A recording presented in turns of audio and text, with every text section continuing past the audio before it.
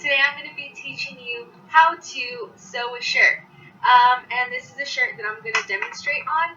And I'm going to show you basically how to sew any hole or any tear that you have in your jeans or your shorts or a favorite shirt. Because I know a lot of times there's a lot of favorite shirts or jeans that you have and you have to throw away because they just have a torn in it. Well, nope, not today. I'm going to teach you how to fix that. So what you're going to need for this how-to is scissors to cut the excess thread that's hanging maybe. You're also going to need needles to sew as well as thread. Preferably, I would probably use something closer to the cloth or the jean color that you're planning to sew. And then, of course, the shirt or cloth or anything jean that is torn already. What I will be showing you is this little tear and how before and after this tear and how to sew. First off, I'm going to cut all the excess thread that's hanging from there because you really don't want that after you're done sewing it. So you're just going to maybe trim a little bit of it off. And then once you have majority of the thread off, then you can go on to the next step. And the next step is putting the shirt inside out. So when you're sewing, preferably for me, I like it inside out because you're not able to see the thread lining as much as if you were sewing from the front part. See, so the thread line pops out from the inside and not the outside.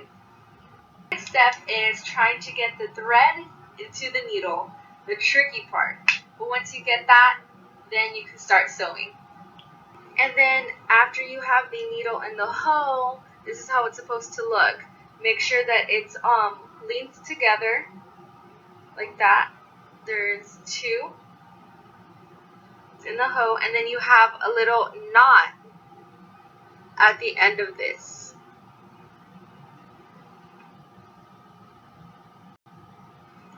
Now the next step is getting into the tear or hole, and you're gonna put the needle right where the tear starts and just bring it all the way until it hits that knot. And when you're sewing, sew very close to each other so it's in and out on both of the sides. So then there you go. Back and forth.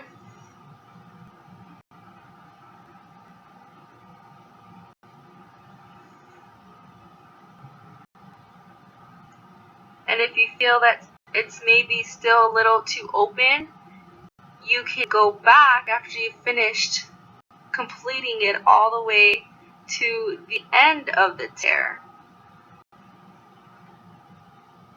And then at the end, you're going to tie a knot at the end when you are finished threading.